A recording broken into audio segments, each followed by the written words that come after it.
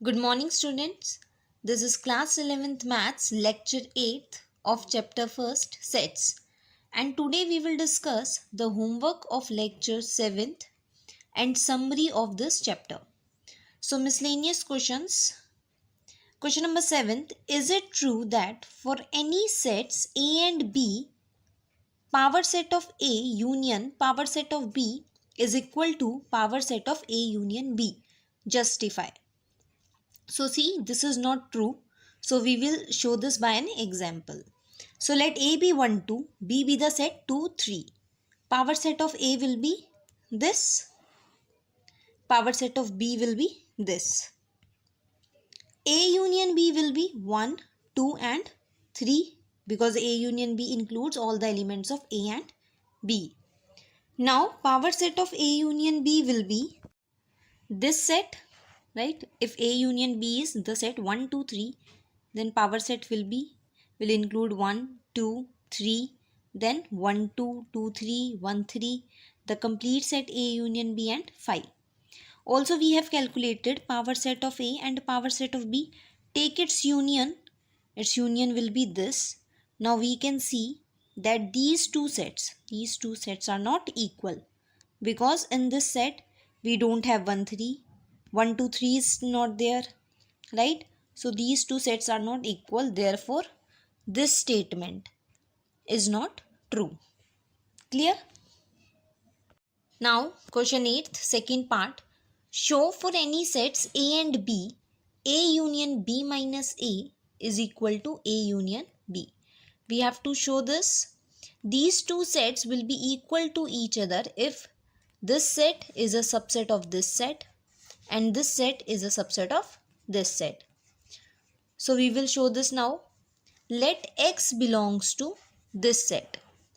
If we show X belongs to this set also, then this will be a subset of this set, right? So we have to show that X belongs to A union B. So we'll start with the proof. X belongs to this set A union B minus A. Union here means either X belongs to A or X belongs to B minus A. So taking case first, if X belongs to A, then X will belong to A union B because A union B includes all the elements of A and B. Case second, if X belongs to B minus A, it means that X belongs to B and X does not belongs to A. Now this also implies that X belongs to A union B. Why? Because X is in B. So it will come in A union B also. So from both the cases we can see that X belongs to A union B. Therefore this set is a subset of A union B and let this be as 1. Now let Y belongs to A union B. We have to show that Y belongs to this set, right? Because we want to show now A union B is a subset of this set. So Y belongs to A union B means Y either belongs to A or Y belongs to B. Taking case first, if Y belongs to A, then Y will belong to this set because this set is a union of A and B minus A. So this set will include all the elements of A.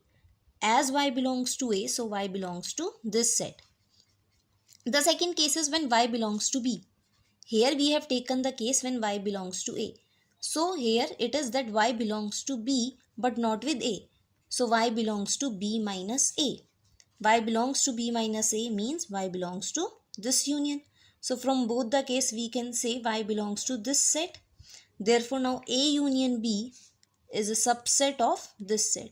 From first and second we can say that the two sets are equal. Now question number 9, second part. We have to prove it using property that A intersection A union B is equal to A. So we will prove it by using the distributive property. This is given.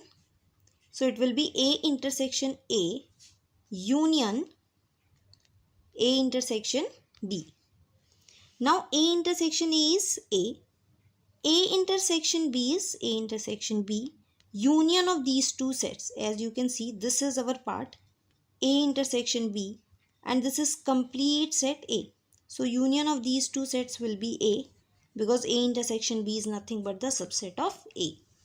Clear? This we wanted to show only. So proving by property is much easier, right? Now we will discuss the summary of chapter first, as we have completed the chapter. So first we studied is sets. Well-defined collection of objects is called set. Any collection which is well-defined, that is, it does not changes from person to person, that collection is said to be a set. Then we have seen that sets can be represented in two ways, roster form or set builder form. In roster form, we have listed all the elements of the set, and in set builder form, we write the common property which the elements of the sets follows, right? Next is types of sets. So first was empty set. Empty set means having no element. Finite set, in which the number of elements are countable, right? The set which is countable, in which we can count the number of elements. Infinite set, which is not countable. Equal sets having same elements. When elements are same in two sets, then we say the sets are equal. Equivalent sets have same number of elements. Do not get confused. Equal sets have same elements and equivalent sets have same number of elements, right? Then comes the subset. A is a subset of B if all elements of A are also in B. If all the elements of A are present in B, then we say that A is a subset of B. Next is power set. Collection of all subsets of A is called power set of A. Power set of A is a set which includes all the subsets of A. Universal set is the superset of all the given sets, right? Next is operations on sets. Okay, we have studied union and intersection. So union, if there is a union of two or more sets, then it includes all the elements of all the sets. Intersection means the common elements of the sets. Then disjoint sets. If intersection of two or more sets is empty, then sets are said to be disjoint.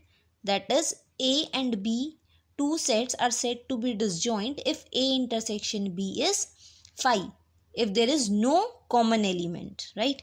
If intersection is empty. Difference of sets. A minus B will include those elements which are in A but not in B. Complement of a set. A complement includes those elements which are in universal set but not in A. So it is known as U minus A. The elements which are in universal but not in the set A. Okay, double complement. Complement of A complement will give A. De Morgan's law. This law is very important.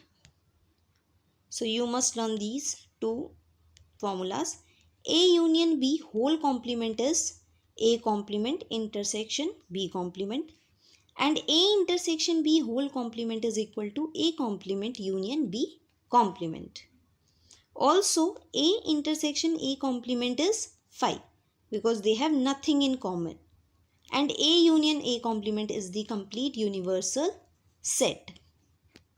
To solve practical problems on union and intersection, we have studied these two formulas, that number of elements in A union B is number of elements in A plus number of elements in B minus number of elements in A intersection B. And for three sets, number of elements in A union B union C is this. This is the formula for three sets. Now, Venn diagram basically shows the relationship between the two or more sets in a diagram form. Therefore, they are known as Venn diagrams. If suppose two sets are given A and B, then this pink shaded part is only A. This orange shaded part is only B, and this part is A intersection B. Similarly, we can see for three sets A, B, C, the pink shaded part is only A, the blue shaded part is only B, The yellow shaded part is only C. This orange shaded part includes the elements of all the three sets A, B and C. You can see this is common in all the three sets. Now see this one, only this one portion includes the elements of A and B but not C. This portion similarly includes A and C but not B, and this includes B and C elements but not the elements of A. So you can see if three sets are given to you, these three portions where I've written 1 shows only the elements of one set, right? Where I've written 2, it shows the elements of two sets. And this portion basically shows the elements of A, B and C, right? All the three, this portion includes the elements of all the three sets. So you just have to understand the Venn diagram carefully to solve the practical problems. Now your homework is that you have to prepare for the test of chapter first. Tomorrow will be your test of chapter first. So prepare well for it. Okay. Thank you.